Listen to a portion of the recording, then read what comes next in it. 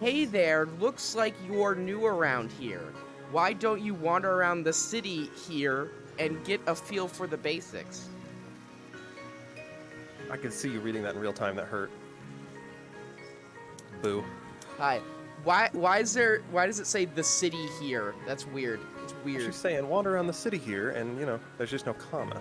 No, you could just say wander around the city and get a feel. Oh no, he's lighting her on fire. Good.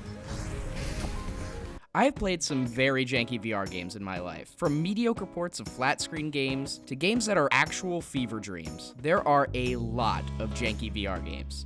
Let's see if you guys can see it. No, you guys just see here. Oh! Is that Dio? I don't know the animes. Zenith may be one of the most janky games I have ever played. From the leveling system to the combat, all the way to the movement, it all works. Kinda.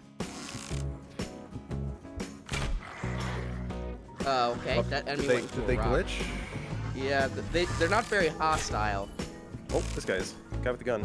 He's got Got a gun! Oh. He was definitely not an innocent civilian. Oh, there he is. There we go. Now they got their animations back. When I was peer pressured into playing this by one of my most loyal seamen, Daxatron, I didn't really know what to expect. So, like any good gamer, I checked their reviews, and wow, overwhelmingly negative. That happens a lot in the boss rush, where they forget that their AI is an AI, and then they stop doing anything. Oh, You I know, see her falling off the map. I am definitely starting to see the overwhelmingly negative reviews. That's not even. This isn't even what those are about. That's all just the fact that people who paid the game are mad about free to play. So with all of that in the back of my head, I booted it up for the first time and hopped into what turned out to be the only server. I think these are supposed to be tackled by like 5 or 6 people in a full party. But I did check Steam charts before we got on here. There's a whole 18 people playing this game. Oh, that's why we keep getting in the same server.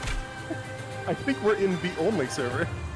But before I actually got into the game, I had to sign the Terms of Service Agreement, which is pretty normal, but this one was like 50 pages? I don't really know what I agreed to, because obviously, who reads those? But I'm pretty sure Zenith now owns my firstborn child, but I guess that's not important right now.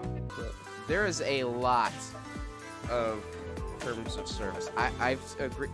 All right, wait, is it all these? Is there like 18 of them? Oh my god. Yeah, you sign your firstborn child over. Why is there and so then, much? You know. Are these you're gonna real? These all look like real It terms is. of service. It's a ton of them. Why? So after signing away my family's future, I was finally allowed in the game, and it was colorful, I think. I don't know. I can't see colors. I'm just guessing. There was a rock wall, balls you could grapple from, and those pipes from Sunset Overdrive, or Sonic, depending on your age. So you have to jump up and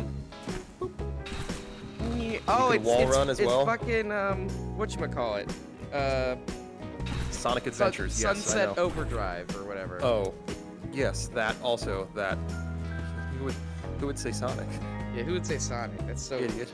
Yeah, it's such a lame old person reference. When was the last new Sonic game? Too long. When was the my last God. good Sonic game too? Longer. I'm not gonna lie, the movement wasn't awful. When it worked, it was pretty fun and really fluid. And I would say it worked roughly 90% of the time. The issue is that other 10%, when you needed it the most, it would always fail. Oh shit, jumping. Getting out of the way of that one. Nope. Gonna not. Let me out! Let me out! I don't want to burn to death! died. I did. Watch that. I see you holding your hands to the heavens going, let me out! Like a child wanting uppies. The combat in Zenith is all ranged weapons, which is a little odd, and the bow, for me at least, didn't seem to want to activate half the time I would try to draw it, so I ended up just using the throwing knives and chucking them as fast as I could, which seemed to work out. Kill the guy. The problem is, He protects his little chest. he does. You can also shoot his hands. He's got little, those cuffs on his hands do extra damage. There it is! There's the crystal! I shot his left hand a ton, and it opens up the crystal on his hand, which does a lot of damage. Corey, his left wrist. Corey, his left wrist. Oh, shit. Oh, no, you're doing that. Sweet. Now, the AI and animations for the regular enemies were pretty awful most of the time. They would kind of just glide towards you and attack, or get stuck and freak out. It was all kind of a mess. We have to kill everything up until the bar fills up, and then... Oh my god, I'm getting a fucking workout.